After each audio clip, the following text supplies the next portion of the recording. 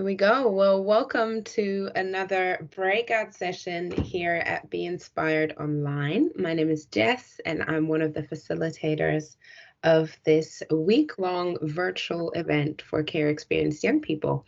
And I'm excited that in this session, we are going to talk about a organization, a platform, a service that is available for young people, for care leavers and care experienced young people called IMO. So I'm here with Michelle. Hello. Hello. And Sophia. Thank you both so much for joining us. So before we go any deeper into subject matter, different opportunities, etc., I thought it'd be great to establish what IMO actually is. So Michelle, why don't you tell us a little bit about it? Sure. So my name is Michelle and I work for the Children's Commissioner for England. And one of the things that the Commissioner does is she interacts with young people to gather their views and opinions on things that matter to them and affect their lives. And one of the groups she has specific responsibility for is children in care and care leavers. So it was through this responsibility that we as an office decided to develop IMO, or In My Opinion. And essentially, it's a peer-led platform for children in care and care leavers. And what that means in reality is that we share stories, experiences, and advice directly from children in care and care leavers. We give away lots of free stuff, and we highlight important issues that come from the care experienced community. Amazing. That in itself already sounds brilliant. You did say, you kind of just touched on this thing that it is peer-led. You touched on the fact that that means there are sort of stories shared. How can I practically sort of imagine that? What does that look like? So does that mean the content is being provided by care experienced young people, or how does that process work? Good question. So the project is 2 years old. And when we first came up with the idea for the project, we consulted with 80 children in care, and they worked on development of the website and the social media channels with us. And that means that they chose the name, they chose the branding. We worked with them on what kind of themes and topics we would cover. And since then, all of the content that we publish has been created either directly by or in collaboration with young people with care experience. And that ranges from blogs and vlogs and articles through to podcasts and poetry. We've even got some drawings and paintings on the site. So essentially lots of different ways that people choose to express how they feel about care, what their experience was like, what they've learned, and what they want others to know, and also what they want changed or what they would like to be different about the care system. Brilliant. You just mentioned you have some of that art on site. Where is on site? Good question. So the website is imohub.org.uk. That's the place where we publish all of this content. We also have a podcast called the IMO Podcast. So if you search for the IMO Podcast on wherever you get your podcasts, you'll find it. And the idea behind the podcast series is that each episode we invite someone who has been in care to come along and tell their story. And what we're looking to do is shine a light on more hidden aspects of the care system, or things that you don't normally hear about in mainstream media. So, for example, we've spoken to someone who was HIV positive and in care, someone who was separated from their siblings while being in care. We've spoken to some people about what it's really like to grow up in a children's home, looking at topics like that you don't often hear about.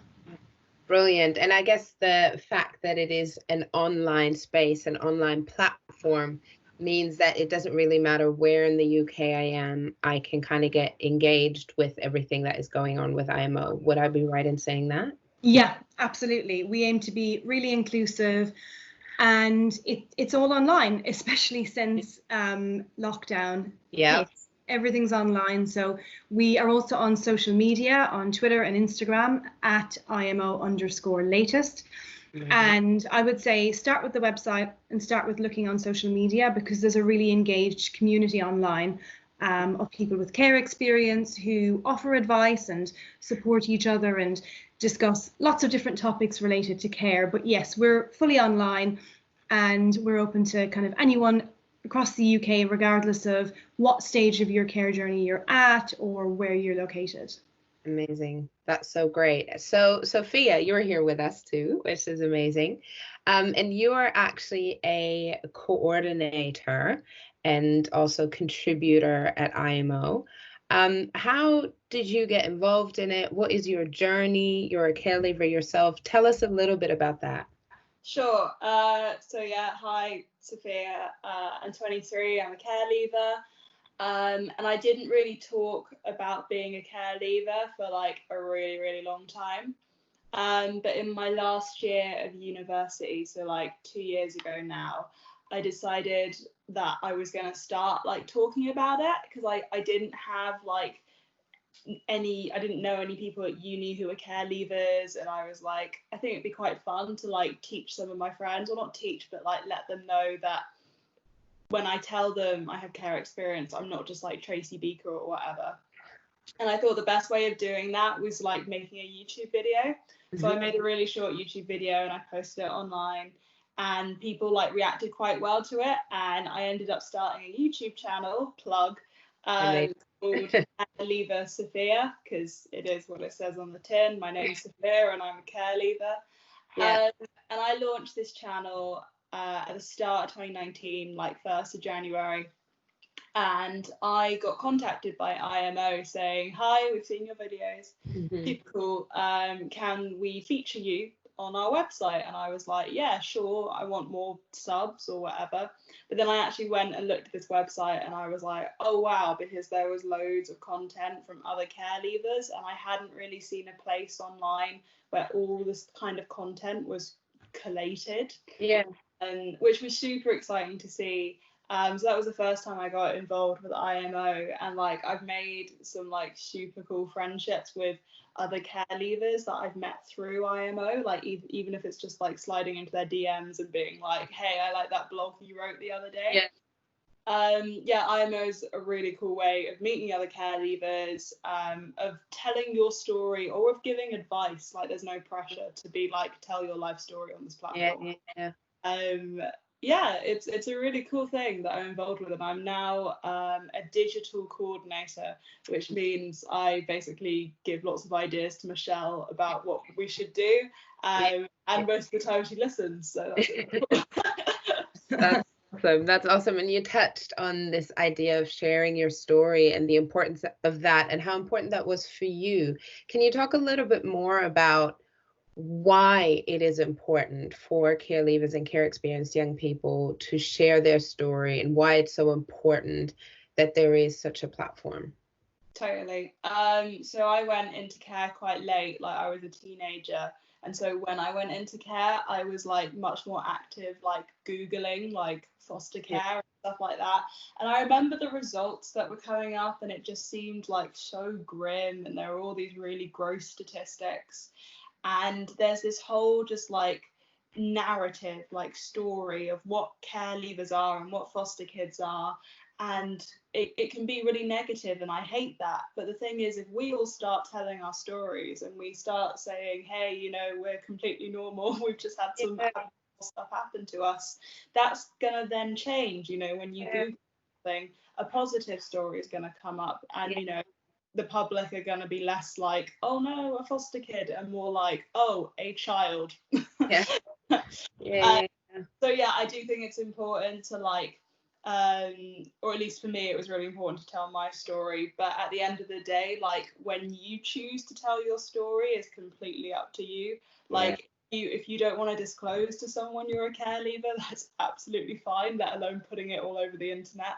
For some people that's right. For others, I have mates who haven't told friends that they're care experienced until they're much older. I've got mates who made viral videos when they were like 16, 17. I'm a care leaver. So everyone is different, but I do think it's really cool when we have our stories out there, because it makes us feel represented and seen. Yes, of course. And I think, you know, within that, there's, you just touched on this idea of the stigma that is surrounding being a young person in care. and having a platform where you actually see yourself represented in a positive light, in a genuine light, in an honest light. We know how important representation is in the world that we live in. So that obviously makes a platform like IMO so invaluable. I want to talk a little bit more about how people can then get involved. How can they get involved in IMO? How can they get involved in what sounds like a really great community? You just touched on that, Sophia. You said you've kind of made friends with people through that IMO. If I'm someone listening and watching, and I'm maybe not a writer, I'm maybe not, someone who kind of writes great articles all the time, how can I still benefit from IMO, and how can I still get involved in that community? I would say the first thing to do is log on to the website, which is imohub.org.uk, and just take a look at what we do. We've got so many different stories and experiences from people all over the UK with lots of different backgrounds. Yeah. And then listening to the podcast. And in terms of sharing your story, there are so many different ways. So we've already touched on, we publish lots of different types of content. If you're not a writer, that's absolutely not a problem. We can have you work with our communications team here. We've got a children's writer. His name is Chris. He hosts our podcast and he's absolutely fantastic. And, having a conversation with him to think about what aspects of your story you would like to share and where the boundaries are, and then how you might want to do that, because we've got lots of different mediums. And for someone who isn't a writer, maybe being on the podcast is something they would enjoy, maybe exploring vlogging or videoing, or even something as simple as having a conversation with us and letting us know aspects of your story and things that are important to you, so that we can both publish that on IMO in a written format, or also take it to the Children's Commissioner to make her aware of different issues across the foster care sector. That's great. And Sophia, when it comes to the community side of it, or generally, I guess, we've just touched on the fact we've obviously been going through lockdown. Everyone's been going through lockdown. And loneliness has been a real thing. It's been a real thing for anyone, let alone for people like yourself, care leavers and care experienced young people. How has being a part of IMO and of that community helped you navigate that time?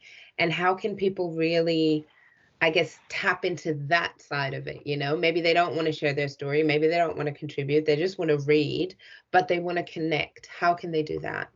I think what's really cool about everyone that contributes to IMO is everyone has chosen to be on this site or put their story out there or whatever, and because they've chosen to do that, they've also subconsciously sort of said, yeah, if you're a care leaver or care experience, come talk to me. And I've already joked about sliding into DMs, but I'm fully serious. That's how I've made loads of my care experience friends, and also how people have gotten in touch with me. They'll watch a video and then they might comment, or they might find me on Instagram and Twitter. And it's a really nice connected sort of group across social media, like Twitter, for example. If you're not on Twitter, I used to think Twitter was for super old people. And then I know, but there was that vibe when I hear that. a few years ago. And then 2 years ago when I started the channel, I got on Twitter and there was the hashtag CEP, which stood for care experience people. And as soon as I clicked on that, it just opened up a world of care experience people that I've literally never met in real life, but I count them as some of my closest mates, which sounds super weird, but I think it's one of those things where you've all experienced a really similar thing. I say that with quotations, but you kind of have an idea of that these people have gone through stuff, and they might understand your lingo, they might understand the words PA, they might understand the words lack or whatever. And it's a super cool community. We talk about everything to do with care, we talk about education, we talk about getting jobs, we talk about accessing files, and at the same time we talk about what's going on in the world, and we talk about music, we talk about art. It's just a super nice community, and I wouldn't have found this many care leavers if it hadn't have been from it all starting with IMO messaging me and saying, let's put your video on the website. That's amazing. I mean, I'm still trying to crack Twitter, so any advice? Well, I'm always like, am I on here by myself? Is there anyone? Hello? So I'm clearly not using the right hashtags. You mentioned a few sort of terms and terminology, and I guess in the context of sharing stories and maybe removing stigma or challenging narratives, um, how important do you think it is to reshape certain narratives, and where have you found that maybe looking at terminology, looking at narrative, and changing some of those things can be helpful in linking that in with the work that IMO does? How can you do that through IMO? I hope that makes sense. Yeah, totally. I mean, oh, sorry, Michelle. No, go ahead. Go ahead. I mean, as I want to say an outsider, so before I started like working with these guys, like you do see like a lot of blogs address this. Like I used the term lack like a few minutes ago, and I absolutely hate that acronym because I think it has really negative connotations. Yeah, exactly. I was just using it as an example because like every kid that's been in care knows that word or acronym, whatever. Just explain it for those who don't know. Sure. So LAC stands for Looked After Child, which is basically like the official government way of like saying you're in care at some point, basically, or you were looked after somehow by people that weren't like your biological parents or whatever. Yeah. And I've definitely seen like blogs on the website that address language and stuff like that. And I think a lot of people that post on IMO like definitely address language. I think it's a really common theme in a lot of our experiences because I don't think many people are happy with the kind of language we grew up around. But it's really nice. And something that you pointed out earlier was honesty, like on this platform. And I think IMO is really important in terms of a place where you can be honest, because with so many other like websites and stuff, when people have asked me to like write a blog for them or whatever, they've been like, oh, can you make it a bit happier, or can you make, you know, foster care seem like better? And I'm just like, yeah, well, that's not my life, is it? Like I'm not gonna like face tune my story for you. So yeah, IMO is really good at platforming those types of things. That's amazing. And I guess, you know, you don't want to be censored when sharing your authentic experience. So it's brilliant to have something like IMO. Is there anything you wanted to add to that, Michelle? In the context? No, I think Sophia covered it all. I think, yeah, just to reiterate that it's an independent platform. So we are backed by the Children's Commissioner for England.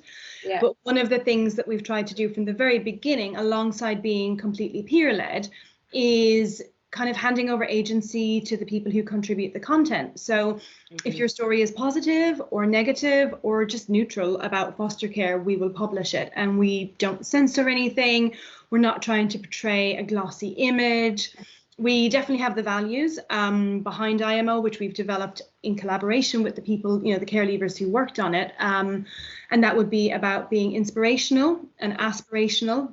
And a really big one for us, and something that comes through in a lot of the content, is challenging some of the stigma and the perceptions that exist around the care system. So that's something that comes organically from the content, but it's something that we try to do as well, and just showcase different careers and paths that people have taken, and just normalize care and show that actually these kids are just like everyone else. And you know, growing up in care is not anything like Tracy Beaker, which we hear a lot as a sort of a I've heard that in actually a number of breakout sessions that I've been in or hosted now, that example, and actually going, it's not, we need better representation, which is, I think, Sophia is so great. She hosted one of the panels on the Monday, and she's doing the show for the BBC now called Alma's Not Normal.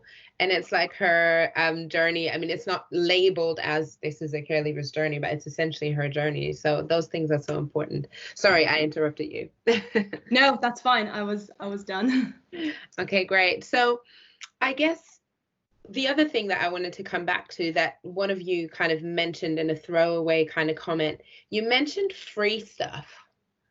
Talk to us about the free stuff. I feel like if I'm a young person watching, I'm like, somebody come back to that. How can I get that hook up?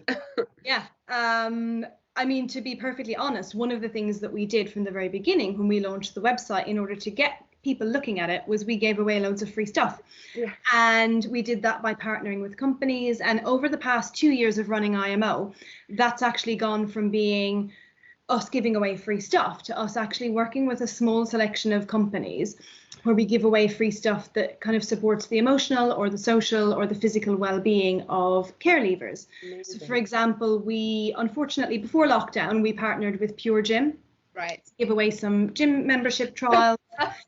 I did not know about this. Oh my Well, gosh. it's not something we're giving away right now because of the pandemic, but hopefully afterwards, if you stay tuned, you'll be able to get your hands on that.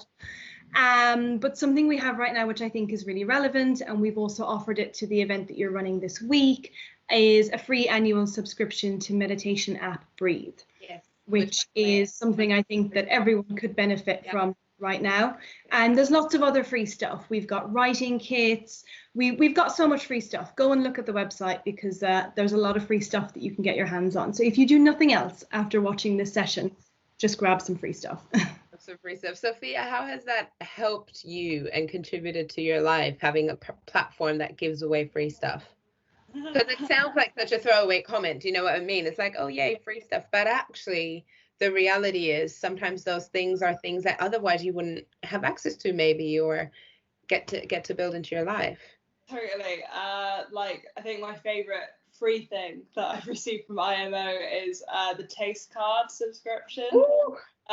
Which is dope because like especially when I started with IMO, I was doing a master's and oh my god, I just had no money. So like being able to have like a code for Domino's, like, and then order a pizza which would then last me like 2 days was lit. And honestly, it actually it's really empowering, like as weird as that sounds, but like I'm working with IMO and like I'm telling my story and stuff, and like so many my grammar's really bad, but when I'm telling my story, sometimes it feels like I'm just putting it out there in the world, and like that's great and everything, but I don't really get anything back, and I don't need anything back, but it's nice to have like this website say, hey, you're doing really well, have some free stuff. Yeah. it is legit like really empowering, and it is always nice to receive stuff from IMO, even if it's just like a sticker or something, because I'm like, yeah, community. Yeah, great. And I think it's just the placing of value on people sharing their story, isn't it? And not sort of having I think sometimes when it comes to stories, I know in my personal life with my stories, sometimes it feels like people feel entitled to hearing your story. Oh, and, you know, actually being in a place where there's A, no entitlement, B, no censorship, and C, you get free stuff. Like, sign me up. That's brilliant. So kind of in closing maybe, and then if anyone has questions or if you guys want to add anything else, we can move through that. But I just wanted to sort of succinctly sum up some of the online things you mentioned. So there's obviously the website, there's various social handles, there's various hashtags that you mentioned. Can you just give me, I don't know who of you wants to do that, just give me another rundown of go there, hashtag this, follow that. Sure, I'll do the digital stuff, and Sophia, you can do the hashtags. But visit the IMO website. So it's www.imohub.org.uk. Listen to the IMO podcast, which is literally the IMO podcast. Wherever you get your podcasts, just search for it. And then on Twitter, I would say start by following IMO_latest. And then Sophia, in terms of hashtags. So as I said before, the main hashtag that our community uses is hashtag CEP, standing for Care Experienced Person. And the reason I say to click on this is because people don't just use it in posts, they also put it in their bios. Mm-hmm. So you know when you're wanting to follow people that they're actually care experienced. And a lot of the people that put this in their bio, if you follow them, you're getting an automatic follow back, which is really nice because it's a nice way of being introduced to the community. And then from there, you can just see who's liked the most recent post talking about something to do with care. Yeah, brilliant. And how can we connect with you again, Sophia? There's a YouTube channel, and what else? You can slide into my DMs anytime. So it's Sophia with a PH, SOPHIA Hall, Hall, Sachs, Sax. So Sophia Hall Sachs on Twitter and Instagram. And then on YouTube, you can find me at Care Leaver Sophia. Amazing. Brilliant. Well, thank you so much for sharing about IMO and about, for sharing about all the amazing opportunities that you have. Is there anything you want to say in closing before we take questions? And those of you who are watching, if you've got particular questions, you can send them in the chat or you can unmute yourself. And if you're watching this back, then the best way to ask your question is to connect with IMO directly and follow up with them and head to their website. Is there anything you want to say in closing, Michelle? No, I think we've covered everything. I would say just, thank you for watching and head to the website and get started, and also log on to Twitter and find that community because it really is so active and it's a really good way of connecting, like Sophia said, with other care leavers, other people with care experience, and also organizations who are offering lots of different opportunities and lots of different resources. So yeah, just get started and dig in. Great. Well, thank you so much. I'm going to end the recording here. And then if anyone has a question, you can go for it.